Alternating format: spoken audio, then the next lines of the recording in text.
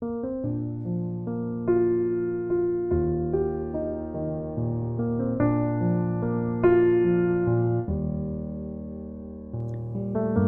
rencontrer.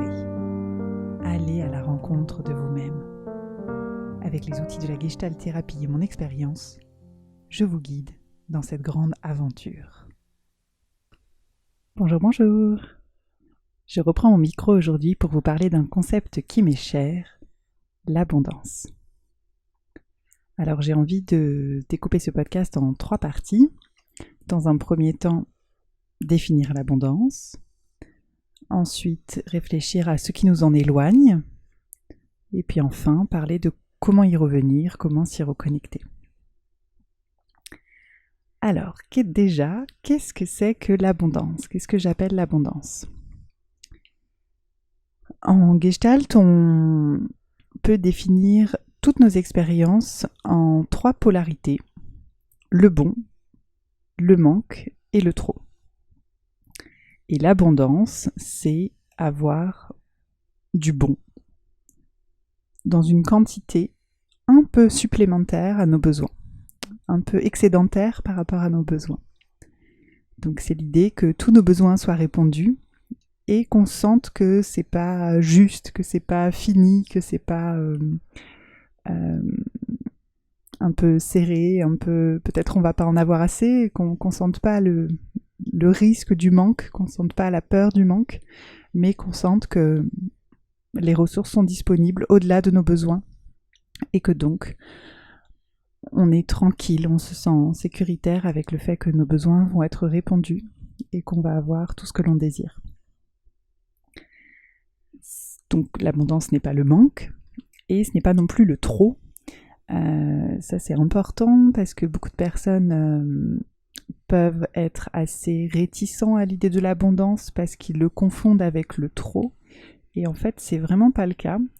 Je peux vous donner l'exemple d'un repas de fête pour distinguer les deux. Si vous faites un superbe repas de fête avec beaucoup de plats disponibles, de très bons plats, en abondance, c'est-à-dire qu'il y en a plus que ce que vous allez pouvoir manger. Eh bien, si vous...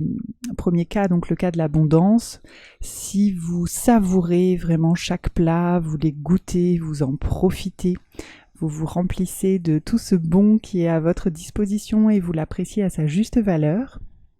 Et puis, une fois que le repas est terminé, si vous n'avez pas tout mangé, eh bien, vous conservez ces plats précautionneusement au frais, peut-être pour les consommer plus tard, peut-être pour les donner, en faire profiter d'autres. Là, vous êtes dans l'abondance. En revanche, si vous vous goinfrez pour absolument tout finir et que vous ressortez avec mal au ventre, ou si vous jetez l'excédent de repas, là, effectivement, on est dans le trop. Et donc, l'abondance, c'est vraiment pas le trop. L'abondance, c'est en fin de compte notre état naturel. Le bébé, il vit dans l'abondance. Je prends l'image d'un bébé dans les bras de sa maman, tout contre le cœur de sa maman. Il est dans l'abondance d'amour, il est dans l'abondance de chaleur, de câlins, de soins, d'attention. Potentiellement dans l'abondance de lait si sa maman l'allaite. Il y a vraiment quelque chose de la plénitude en fait qui est naturel, qui est un état naturel qu'on perd parfois, on en parlera, mais dans lequel il est tout à fait naturel d'être. On mérite tous d'être dans l'abondance. L'abondance, c'est aussi la capacité à goûter le bon, à apprécier, comme je l'évoquais un petit peu tout à l'heure au sujet du repas. 2 personnes avec la même situation objective vont pouvoir se sentir soit dans l'abondance, soit dans le manque, voire dans le trop, parce qu'elles ne vont pas ressentir subjectivement la même chose. Donc, être dans l'abondance, c'est avoir la capacité à reconnaître que c'est du bon et à l'apprécier.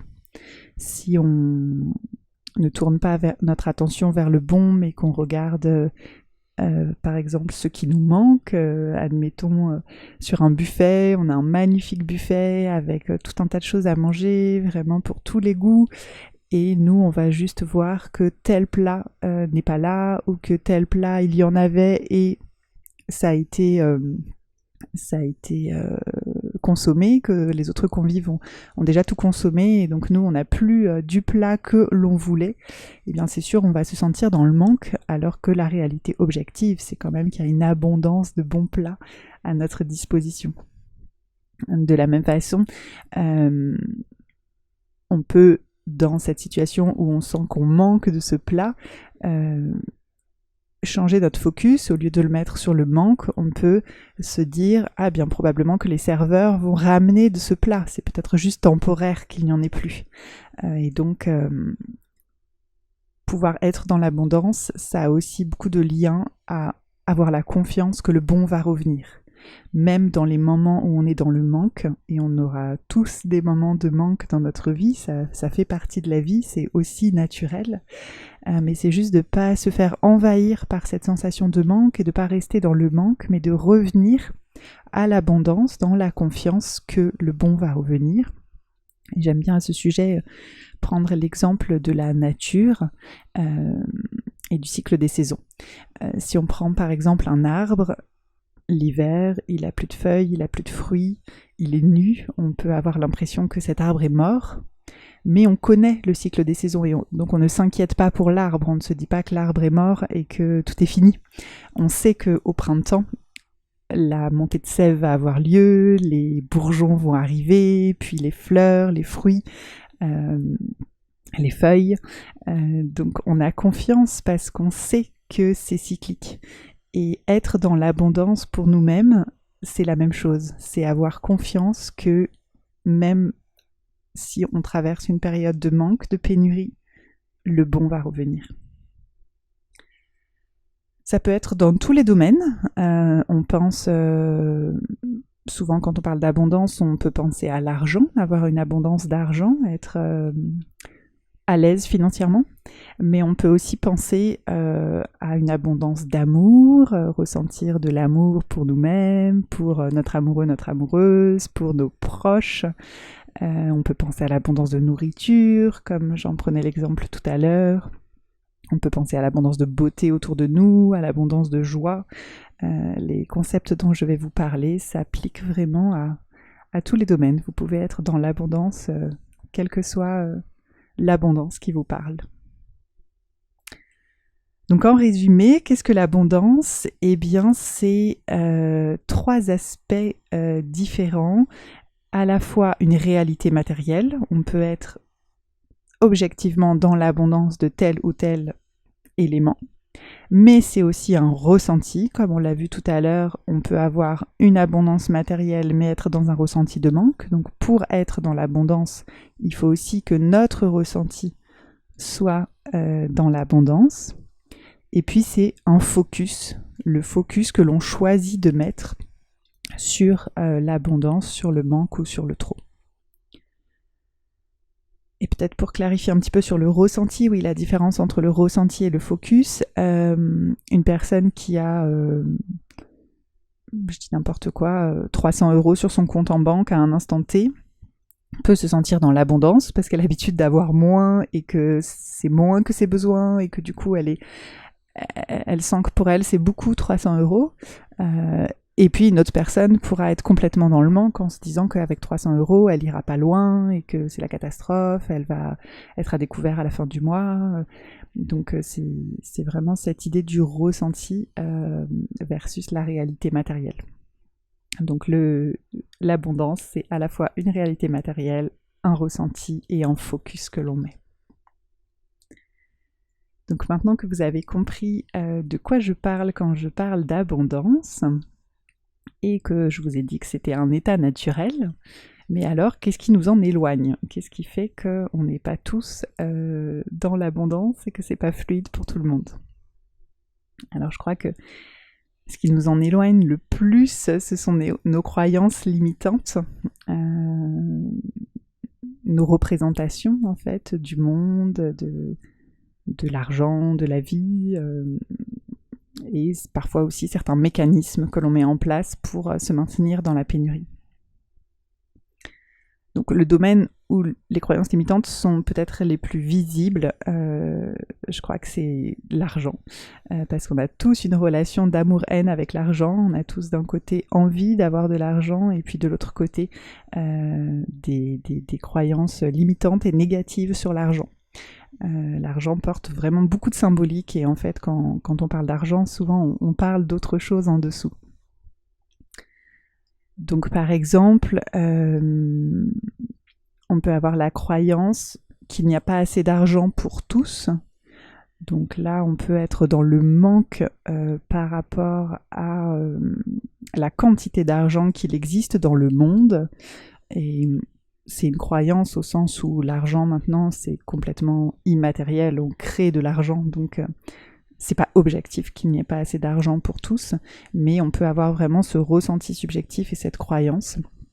Et donc ça peut nous amener à de l'anxiété pour nos fins de mois, ça peut nous limiter à gagner plus parce qu'on se dit que si nous on gagne plus, d'autres vont avoir moins et qu'on se sent coupable. Donc cette croyance peut vraiment nous maintenir dans une limitation par rapport à notre propre abondance d'argent. On peut aussi avoir l'idée que l'argent corrompt, que l'argent rend mauvais. Il y a un discours pas mal relayé sur les médias, dans certaines familles, sur le fait que les riches sont superficiels, sont méprisants, ou tout un tas de qualificatifs liés aux personnes qui ont de l'argent.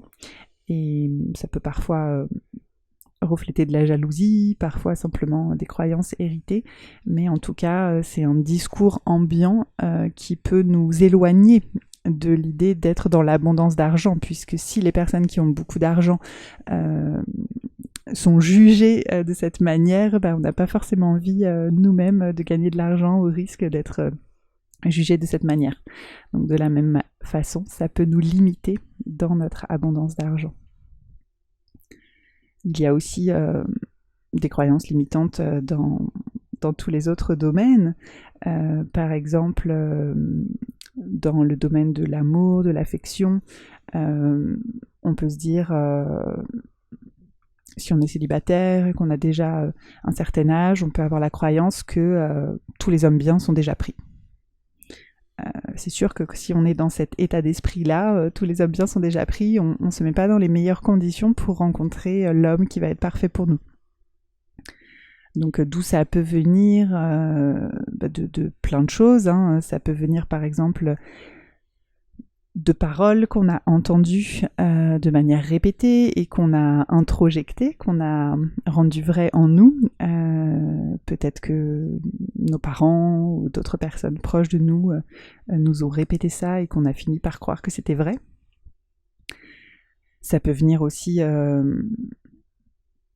d'une carence affective dans l'enfance, l'idée que de toute façon personne ne m'aimera, personne ne m'aimera jamais suffisamment, personne ne m'aimera jamais de la bonne manière, personne ne s'occupera jamais suffisamment de moi, et du coup on répète ça dans les relations amoureuses. On peut avoir aussi l'idée que je ne suis pas assez bien pour vivre un grand amour, que personne ne pourra jamais m'aimer comme je le vois dans les films. Donc ça peut être lié aussi à notre estime de nous, à notre valeur, à l'idée qu'on se fait de nous. Donc vous le voyez, il y a de nombreuses croyances différentes et de nombreuses sources possibles à ces croyances. Peut-être un dernier exemple sur le soutien. On peut être dans le manque de soutien avec la croyance de toute façon ça sert à rien que je demande de l'aide, on me répond toujours non, je me suis toujours débrouillée tout seul, toute seule, et donc ne même plus demander de l'aide, ne même plus solliciter, ne même plus s'ouvrir à recevoir de l'aide, puisqu'on a ancré cette croyance que ça ne servait à rien. Donc là, cette croyance-là, elle serait plutôt issue de nos expériences passées, plutôt issue de la répétition de nos expériences passées qui nous amène à tirer cette conclusion. Et on a beaucoup de croyances limitantes issues du climat en fait dans lequel on a grandi. Pour ça, il y a une métaphore qui est chouette, c'est celle de l'igloo. Si vous êtes en petit Inuit et puis que vous avez grandi dans un igloo et que dès que vous sortiez, il faisait toujours très froid, c'était la tempête de neige, tempête de glace, vous pensez qu'il n'y a que ça qui existe, c'est votre réalité, c'est votre environnement. Et donc, vous n'allez même pas pouvoir imaginer de vous détendre en maillot de bain, au soleil, sur une plage, vous baigner dans l'eau chaude. C'est même pas quelque chose qui va venir à votre esprit comme une possibilité, ni même comme un rêve, parce qu'en fait, vous ne pouvez même pas l'imaginer. Votre vécu, vos expériences sont tellement loin de ça que vous ne pouvez pas même pas l'envisager. Et donc ça peut être pareil pour tout ce qui concerne le soutien, l'affection, l'amour, l'argent. Si vous avez vécu très éloigné de tout ça, potentiellement ça ne vous vient même pas à l'esprit d'oser rêver d'être entouré d'amour, d'être dans une abondance d'argent, qu'on vous soutienne. Et si éventuellement vous en rêvez, eh bien vous n'arrivez pas à y croire, parce que c'est tellement loin de ce que vous avez connu que ça vous semble inaccessible. Donc, en fait, pour synthétiser un petit peu le processus, vous avez vos expériences passées, le climat de votre enfance, votre vécu, ce que vous avez entendu, les expériences qui se sont répétées pour vous, qui créent des croyances limitantes, donc qui s'impriment en fait dans votre esprit, dans votre système. Sur la base de ces croyances limitantes, vous générez des pensées. Donc là ici, des pensées de pénurie en fait, des pensées liées au manque, liées au fait que vous ne pouvez pas avoir, que vous n'êtes pas assez ou qu'il n'y a pas assez pour tout le monde. Ces pensées de pénurie, elles génèrent une vibration, c'est-à-dire des émotions qui se sentent, par exemple une émotion de peur pour vos fins de mois, ou une émotion de doute sur le fait que vous allez trouver l'amour, une émotion de colère, etc.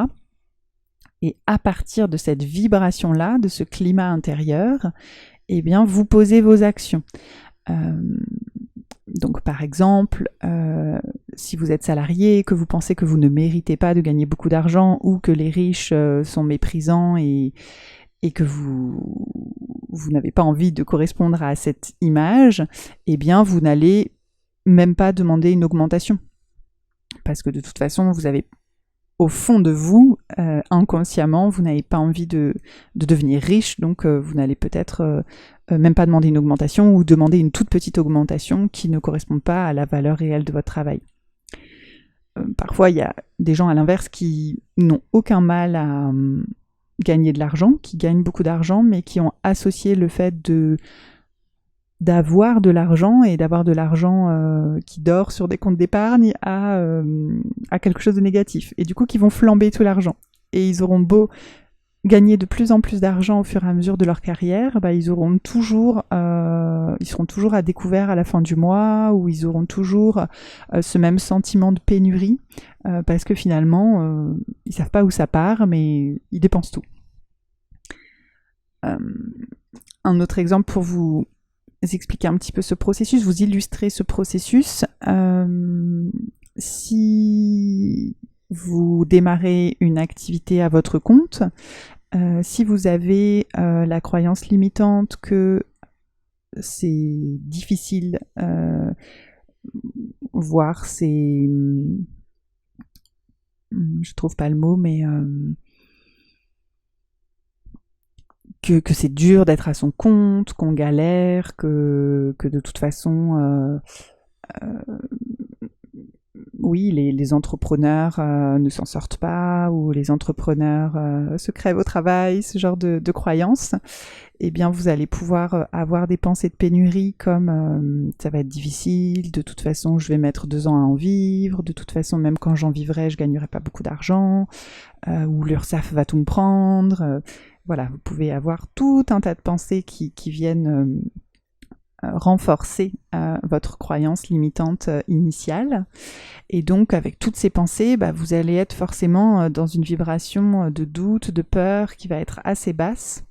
Et donc quand vous allez mettre en place vos actions, comme par exemple parler de votre activité, eh bien cette vibration elle va impacter sur vos actions. Par exemple, vous allez poser un prix trop bas pour vos produits ou vos services, un prix qui du coup ne va pas vous permettre d'en vivre et va faire que votre croyance va se vérifier. Ou bien si vous mettez un prix à la hauteur de vos produits et services, mais que vous êtes dans cette vibration basse, quand vous allez parler avec vos prospects de votre activité, vous allez peut-être en parler en vous excusant, ou avec le doute, ou avec beaucoup de réserve, sans être clair. Cette vibration, vous voyez, de peur, de doute, elle va se ressentir dans votre discours, dans votre façon de présenter les choses, et du coup, elle ne va pas donner envie aux clients potentiels d'acheter vos produits ou services. Et c'est de cette manière que nos croyances limitantes impactent nos actions et du coup nos résultats. Et en général, on s'arrange pour que nos résultats confirment nos croyances. On s'auto-confirme. Alors je sais que ça peut être un petit peu culpabilisant que je vous explique tout ça. Vous pouvez peut-être vous dire, du coup si je suis dans la pénurie, c'est de ma faute, ou c'est de la faute de mes croyances. Alors je vous invite à pas le voir sous cet angle. C'est pas du tout vous culpabiliser que je souhaite faire. Je vous invite plutôt à le voir comme une opportunité, parce qu'en fait vous pouvez changer vos pensées, vous pouvez transformer vos croyances. Vous êtes le penseur, vous êtes celui qui crée les émotions et qui vibre les émotions, et du coup vous allez pouvoir réorienter. Si vous n'êtes pas satisfait de vos résultats réels, vous allez pouvoir vraiment réorienter vos pensées, modifier votre vibration, élever votre vibration, ce qui aura des impacts sur vos actions et des impacts sur vos résultats. Donc voyez-le vraiment comme ça, comme un espace de liberté, d'avoir cette responsabilité de vos pensées et de votre vibration. Et donc je vais vous emmener justement dans comment est-ce qu'on peut se reconnecter à l'abondance si aujourd'hui on se sent dans la pénurie, dans un domaine en particulier ou dans tous les domaines. Donc effectivement c'est un choix en fait, c'est de choisir entre les pensées de pénurie et les pensées d'abondance. La pénurie en fait elle nous coupe de nos ressources, c'est-à-dire que quand on est dans une pensée de pénurie, ça nous tire vers le bas, on n'est plus en lien avec notre créativité, donc on a moins de ressources pour trouver des solutions, pour créer de belles choses et de l'abondance. Ça nous coupe aussi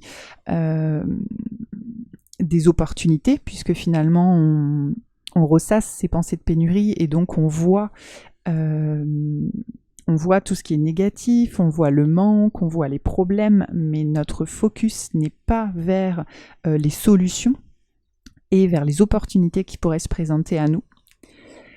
Et puis ça nous coupe même de nos liens, parce que du coup quand on ressasse comme ça un discours négatif, pareil, on a tendance à se couper des autres, et on a tendance à repousser les autres en étant dans une vibration plutôt basse. À l'inverse, si vous arrivez à vous remettre dans un mindset d'abondance, c'est vraiment un mindset très ouvert. Vous vous ouvrez aux autres, vous vous ouvrez aux opportunités. Vous parlez par exemple de votre projet avec beaucoup plus de joie, d'enthousiasme, et du coup ça donne envie aux autres de s'y intéresser. Ça crée du lien, ça crée de l'engagement, ça crée une ouverture à l'échange et du coup aux solutions qui peuvent venir des autres, qui peuvent venir dans l'échange. Ça crée une ouverture aux opportunités. Peut-être que, en fait, il y a plein d'opportunités pour résoudre vos problèmes ou pour augmenter votre niveau d'abondance et que si vous êtes dans cet état d'esprit d'ouverture, vous allez pouvoir les voir et vous allez pouvoir les saisir. Donc, c'est pour être dans cette dynamique d'ouverture et d'accueil qu'on essaye de se réorienter vers l'abondance, de réorienter nos pensées et notre vibration vers l'abondance. C'est donc un choix de faire ça, un choix de notre responsabilité. Néanmoins, ça ne veut pas dire que c'est facile, hein. Je vais vous donner ici des clés que vous pouvez tenter et mettre en place dans votre quotidien, vraiment déjà seul, pour vous réorienter vers l'abondance. Mais si vous sentez que ça ne suffit pas, peut-être qu'il sera nécessaire de vraiment remonter à vos croyances limitantes, voire aux expériences qui ont généré ces croyances, pour les libérer émotionnellement et pour pouvoir vous éloigner en fait de ces croyances et du discours de pénurie qui les accompagne. Donc ça, c'est quelque chose, si vous n'avez pas d'ores et déjà des outils à votre disposition, c'est quelque chose qu'on peut faire bien sûr en thérapie à un niveau plus profond, mais je vais déjà vous donner tout un tas de clés pour commencer à travailler sur les niveaux plus superficiels. Alors, si ce que vous souhaitez, c'est une abondance d'argent, comme je le disais tout à l'heure, c'est un sujet assez complexe parce qu'il porte vraiment beaucoup de choses. L'argent porte beaucoup de symbolique et donc souvent il y a des blessures profondes qu'il faut aller guérir pour vraiment changer son rapport à l'argent. Mais néanmoins, sans aller aussi loin, vous pouvez déjà vous ouvrir à l'idée que l'argent c'est une énergie neutre. Plutôt que de lui associer des symboliques très positives ou très négatives, d'être dans l'avidité ou dans le manque, vous pouvez vous ouvrir à l'idée que c'est juste une énergie, tout comme la lumière, tout comme la chaleur. Voilà, c'est une énergie, c'est neutre, et vous pouvez vous focaliser du coup sur l'idée de donner et recevoir cette énergie. Donner de l'argent, le recevoir, pas recevoir pour amasser ou pas donner sans retour, mais avoir l'idée que ça va circuler en fait. L'argent, il va rentrer, il va sortir, que c'est juste une circulation fluide d'une énergie. Et donc après ce petit aparté sur le domaine spécifique de l'argent, je vous donne plusieurs clés pour tous les domaines qui sont applicables à l'argent, à l'amour, à la joie, à tout ce que vous voulez. Donc pour être dans l'abondance, la première chose que vous pouvez faire, c'est vraiment de goûter tout ce qui est bon dans votre vie. De ramener votre focus, de ramener votre attention sur ce que vous avez déjà et qui est bon.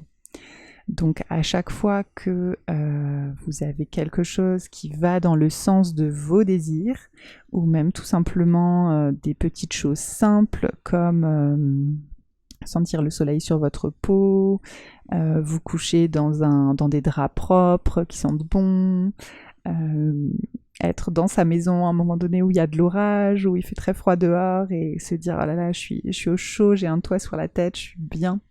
Eh bien en fait, ramenez votre attention là-dessus pour dévier un peu votre attention des pensées de pénurie et du focus sur le manque et plutôt muscler votre esprit à savourer tout ce qui est bon et être du coup dans un mindset d'abondance. Donc vous pouvez vraiment, en étant dans l'instant présent, en vous ménageant des temps de rien, des temps où vous ne faites rien, mais où juste vous appréciez ce qui est là.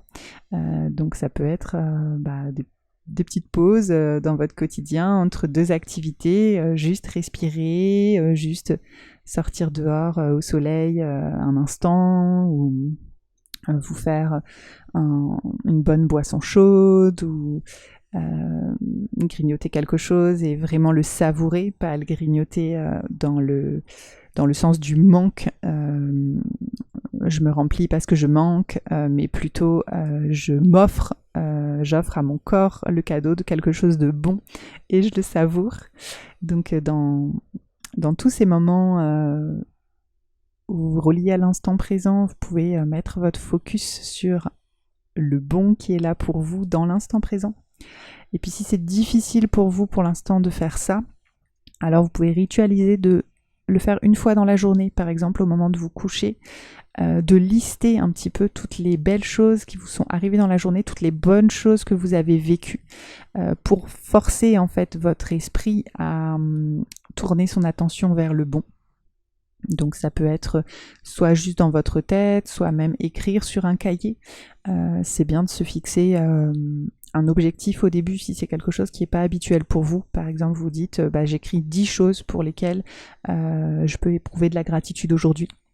Donc certains jours ça va être facile parce que vous avez vraiment vécu des choses super et vous allez pouvoir les noter. Et puis certains jours vous allez avoir l'impression que j'ai rien à dire là, il n'y avait rien de spécial aujourd'hui. Et là revenez vraiment aux choses toutes simples dont je parlais juste avant. Et ça muscle votre attention à prêter attention à ces choses-là et à remettre votre focus sur le bon, même si ce sont des petites choses. C'est parfois ce qui nous apporte le plus finalement d'appréciation quand on prend le temps de les savourer. Donc vous pouvez faire cet exercice pendant un temps et puis ça va vraiment entraîner votre esprit et une fois que vous l'aurez fait peut-être pendant un mois, vous allez ressentir que dans la journée, votre attention aussi se focalise plus sur les moments de bon, comme vous avez eu l'habitude le soir de dire « Ah bah oui, il y a eu le soleil, ah bah oui, il y a eu tel carré de chocolat, ah bah oui, il y a eu telle discussion avec ma collègue, il y a eu tel retour d'un client ou d'un collègue qui a été super agréable et tout ça », eh bien vous allez de plus en plus y prêter attention dès que ça se produit et pas seulement le soir. Donc ça va vraiment vous aider à apprendre à apprécier chaque bon moment et chaque fois que vous faites ça, vous élevez votre vibration et vous nourrissez en fait l'abondance en étant dans l'appréciation.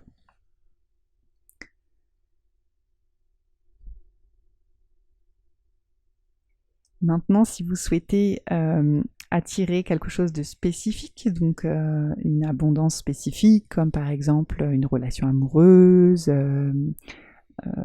une abondance d'argent qui vous permet de vous payer telle ou telle chose.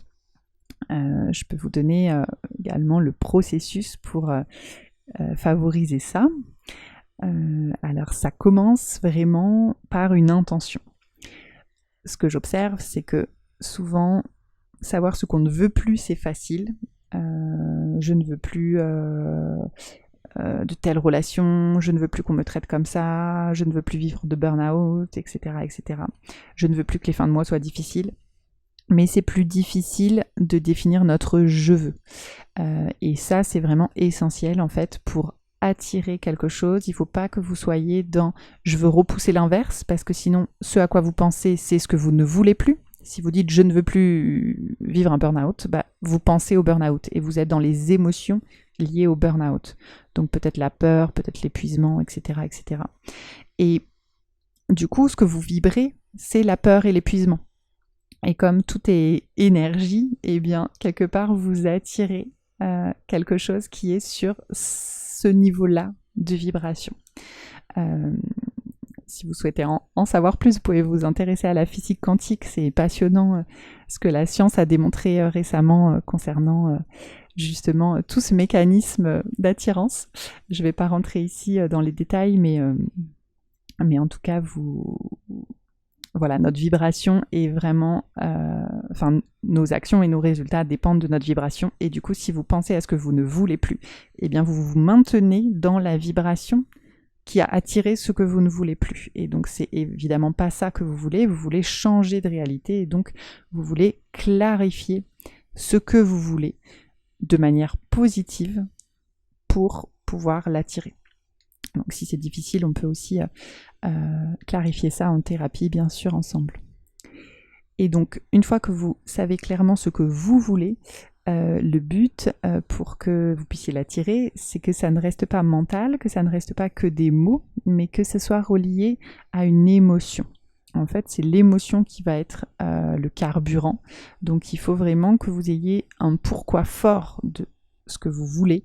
Par exemple, donc je veux être sereine et nourrie par mon travail. Eh bien, il faut que ce soit vraiment que cette intention, elle soit émotionnelle, c'est-à-dire soit que ça soit vraiment un rêve pour vous, que ça vous fasse rêver, que ça vous allume, comme disent les Québécois, ou bien que ce soit une douleur. Par exemple, vous avez subi un burn-out et ça a été très douloureux et vous ne voulez plus ça, et cette douleur est tellement forte que ça vous pousse à rêver de l'inverse. Et donc cette intention qui doit être émotionnelle, vous allez devoir vous relier à cette émotion en fait. Vous allez devoir ressentir à l'intérieur de vous cette émotion positive que vous voulez vivre. Par exemple, être nourri par votre travail et être serein, sereine, être détendu au travail, vivre de la joie au travail. Et bien en fait, vous allez vous connecter à ces émotions-là, à cet état émotionnel que vous souhaitez ressentir, comme si c'était déjà là. Donc pour ça, le plus simple, c'est de vous rapprocher d'une expérience que vous avez connue, qui ressemble à ce que vous voulez ressentir, même si c'est en moins fort. Par exemple, dans le travail, ça a toujours été compliqué, vous avez toujours été dans le labeur, dans l'effort, mais il y a d'autres domaines de votre vie, comme par exemple le sport, ou les relations avec vos enfants, ou la musique, ou n'importe quel loisir ou activité, où pour vous c'est fluide, c'est facile, vous êtes... ça vous ressource, ça vous fait du bien, vous adorez faire ça, eh bien vous allez vous remettre dans l'émotion que provoque cette activité, comment vous êtes quand vous vivez cette activité, et vous allez vraiment vous connecter à cet état intérieur, le ressentir et le faire grandir, tout en l'associant au travail. Par exemple, ressentir l'état intérieur quand vous faites tel sport qui est facile pour vous et qui vous plaît beaucoup, et puis en ressentant cet état intérieur, le transposer au travail et imaginer que bien ça y est, dans votre travail, vous ressentez cet état intérieur et ressentir toute la joie et la gratitude que ça vous procure. Donc c'est de cette manière qu'on pose une intention forte, être clair sur notre intention, qu'elle soit positive, précise et émotionnelle. Ressentir l'état intérieur que l'on veut vivre dans cette nouvelle version de notre vie. Donc vous allez vraiment mettre votre attention quelque temps là-dessus de manière précise et forte. Et puis après, vous allez lâcher prise. Vous allez vous connecter à la confiance que ça va arriver. Donc revenir à l'idée que l'abondance, c'est un état naturel, qu'il n'y a pas de raison que vous ne soyez pas dans l'abondance, qu'il n'y a aucune raison que vous ne viviez pas cette fluidité, cette facilité dans votre travail, que ça devrait être naturel. Et du coup, essayez de lâcher cette intention au sens ne pas être dans l'obsession. Parce que si vous êtes dans l'obsession de vouloir l'obtenir, en fin de compte, vous êtes dans le manque. L'obsession, ça vient de « je pense que ça va être difficile à obtenir, donc je dois mettre beaucoup d'attention ou beaucoup d'efforts pour l'obtenir ». Donc là, c'est juste poser son intention et puis après lâcher. Vous voyez, c'est comme quand on essaie de se rappeler un nom. On veut donner le nom de quelqu'un à quelqu'un d'autre et on l'a sur le bout de la langue, mais ça vient pas. Et en fait, plus on essaye de se le rappeler avec effort, plus le nom va fuir. Et quand on dit, bon, c'est pas grave, ça me reviendra, je te le dirai plus tard, et on pense à autre chose, et bien là, quelques minutes plus tard, souvent, ça revient. Vous voyez, c'est un peu la même chose. Vous posez votre intention, je veux me rappeler ce nom pour le dire, mais ça va pas venir par un effort conscient et et obsessionnel, je lâche et j'ai confiance que ça va revenir à moi. J'ai confiance que ça va arriver, donc je peux lâcher. Et puis enfin, la dernière étape de ce processus pour attirer ce que vous voulez, ça va être vraiment d'être dans l'énergie de la célébration à chaque étape. Par exemple, si vous voulez tel salaire ou tel revenu, vous n'allez pas attendre d'arriver, je dis n'importe quoi, vous voulez 2000 € par mois, vous n'allez pas attendre d'arriver à 2000 € pile pour le savourer. Si vous avez une augmentation de 50 €, vous allez le fêter, quoi. Vous allez vous dire waouh, c'est génial, j'avance vers mon objectif, ça y est, mes revenus augmentent, ça y est, c'est en train d'arriver, et vraiment ancrer en fait tous ces progrès, savourer, là encore, goûter le bon de vos progrès, de vos succès, parce que c'est aussi une façon de vous mettre dans la vibration d'abondance.